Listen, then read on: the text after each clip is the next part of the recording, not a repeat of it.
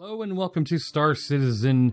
My name is Evenlease, and today on 10 Minutes More or Less Ship Review, The Road to Invictus, we have the 100i by Origin right behind me. Let's go ahead and take a look at this starter ship.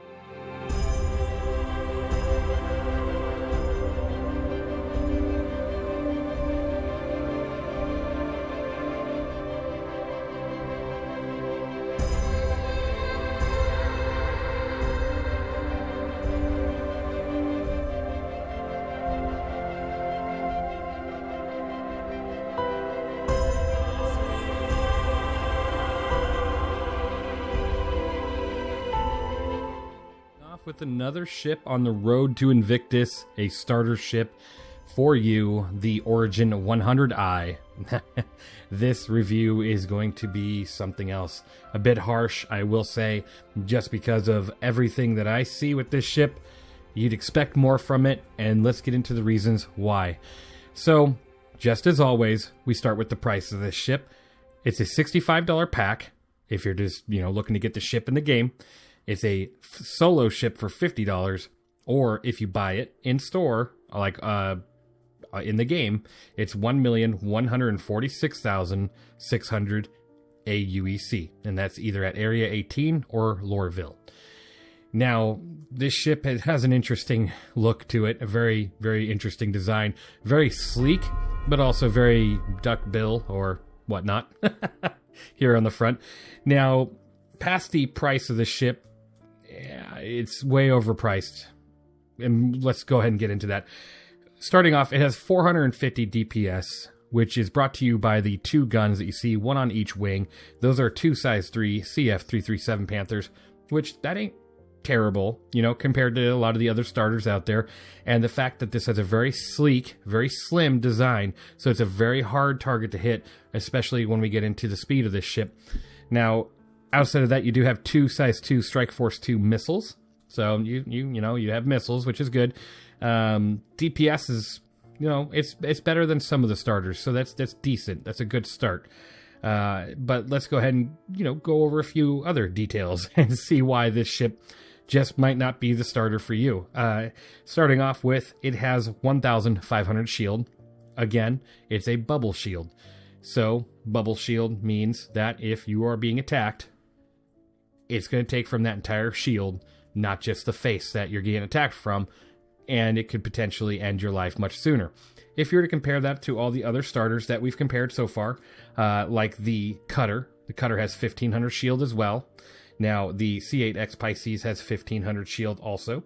The Mustang Alpha, the Suilin, and the Titan and the Aurora all have 3,000 shield. So there are a few starter ships with much better shield output, which is good. Always good to consider that. As a new player, you want to be able to, fly for longer if you're getting attacked, right? Is this ship worthy of going out there and hitting targets? No, I don't think so. And there's a reason behind that. Some people can make it work. Okay, granted, sure. That goes for any ship, right? But for a starter and a starting ship getting into this game, it only has 1,500 shield. And then let's talk about the ship HP, right? Now, the ship HP, of course, and I just read a comment on the Titan video that says typically ship HP is split between certain parts of the ship. I understand that, and I do advise anybody that's really serious about understanding where the health points of a ship, lie, go onto the Urkel website, which is linked down below in the comments, and make sure you see where that HP is kind of spread apart, because some of it is like in the wings, some of it is in the nose, some of it's the body, and that's just what makes the difference on how long that HP lasts, right? But let's get into the reason why I think this ship just isn't going to do you well as a starter ship at the price point that it is compared to other starters. This ship has 3,900 ship HP. I'm going to say that again. This ship has 3,900 ship HP. The Drake Cutter has 17,100 HP. The C8X Pisces has 6,250 HP. The Mustang Alpha has 8,731. The Suilin has 11,740. The Titan sits at 11,900. And the Aurora MR sits at 5,740. I don't think it matters where all that HP sits on this ship. because you are going to fall very quickly. It is only going to take a few shots to disable or destroy you, and that is something you definitely have to consider when getting into a starter ship for your first ship at $65 pack or at a $50 solo ship. It's a very expensive, ship to get into with not much going for it. And if you really are looking just for the looks of a ship, then sure, you got yourself kind of a winner here. It's very sleek. You're not going to see this in many starter ships, and it does have most of its components in, and it has an interior with some living space, which we'll get to in here in just a moment. Let's continue with a little bit more of the exterior stats, right? It can carry 2 SCU of cargo, which is also interior. Weird enough, it's not at the back or anything. In a different variant of this ship, you can open the back, but not this one. So 2 SCU of cargo compared to all the ones you see on screen here, like the Cutter can carry 4, C8X 4, 4 on the Mustang Alpha, 6 on the Sealand, the Titan can carry 8, the Aurora can carry 3. So this ship only carries 2. Again, that's a negative point in my opinion. It's a starter ship and the price is a bit up there. The ship, I feel like, needs a price drop. It really does. That or the stats need to get a jump, right? And I get it. People are going to be like, well, what are you talking about? It's such a hard ship to hit because look how sleek it is. Look how thin it is. Look how the profile. I totally understand that. But you got to see it from a starter's point of view, right? It's a starter ship. So somebody that's out there flying isn't going to know how to fly. And this is not something that you're going to get taken out really quick in this ship, even if it's very pretty, a very nice looking ship. And it is right. But there's a lot to consider with that.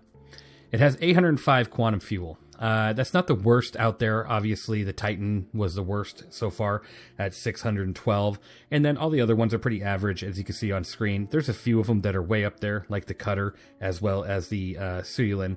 But what you see isn't terrible. Now, the speed of the ship, max SCM of 260, max forward boost of 610, and a max backwards boost of 305. That is actually really quick. So the only other ship that was moving that fast was the Titan. So that's really impressive that the ship is moving that quick, as well as the nav speed of 1,425. So compare that on screen with everything you see. The Cutter, obviously 180, the C8X Pisces at 220, the Mustang Alpha at 225, the Sealand at 225, the Titan again at 260, and the Aurora at 225. So this ship does move really, really quick, and that is phenomenal. Now, outside of that, again, this ship is a hard pass for me. I'm going to give it its review, and I'm going to show you all the component areas. So, like, you have a front door here for the radar system. Obviously not in yet. Nothing there. And then here you have the quantum drive. Again, it is actually here, but, interesting door. And then to get into the ship, you have the panel here. There's one entry. Oh, don't let me forget. Right here, as you can see, it does have an adaptive intake refinery. What that means is when you're flying in the atmosphere, typically of planets or moons, if there's atmosphere in a moon, it will absolutely replenish the fuel on the ship. Not the quantum fuel, but your hydrogen fuel. So that's pretty awesome. You really won't ever have to go to refuel hydrogen ever. So that's always awesome. Now, when you open this door, it's not an animation, so you just walk right in. Awesome. Always love when that's there. Less animations, the better. You have a very big, panoramic sunroof here, which is cool and all. The interior is quite sleek, I'll tell you.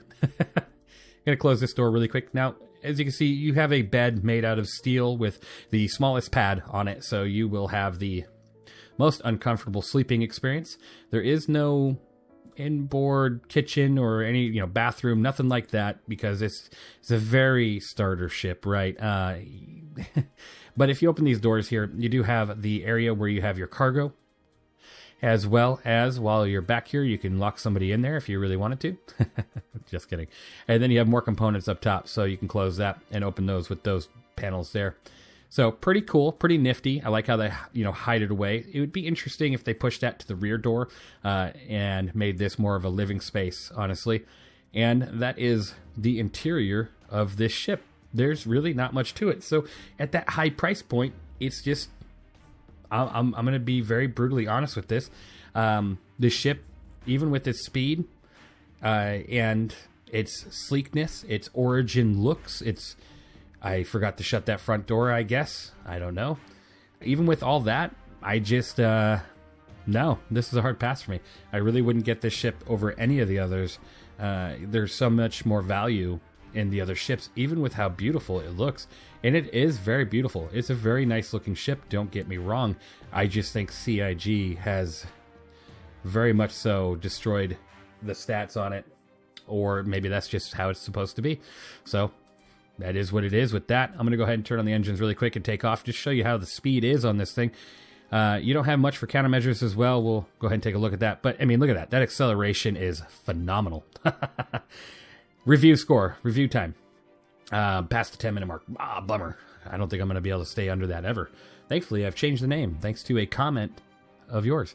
So I really appreciate that. 4 out of 10. This ship is a straight up 4 out of 10. And the reason being is you got, decent nav speed and speed overall. You have a above average quantum fuel tank for a starter ship. And then you do have a somewhat living space, and the looks are pretty good.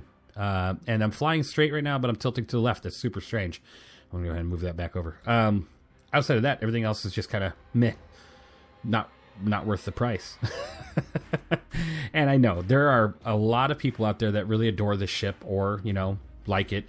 And they're probably not going to agree with me, but you got to really look at it compared to the other ships and what you want to walk into. So obviously, in the end, this is just my opinion, and I totally understand if you don't agree. So, again, hopefully this helps you in finding a starter ship on the road to Invictus. Thank you guys for watching so much. I appreciate every one of you. You all are awesome, and I will see you guys in the next one.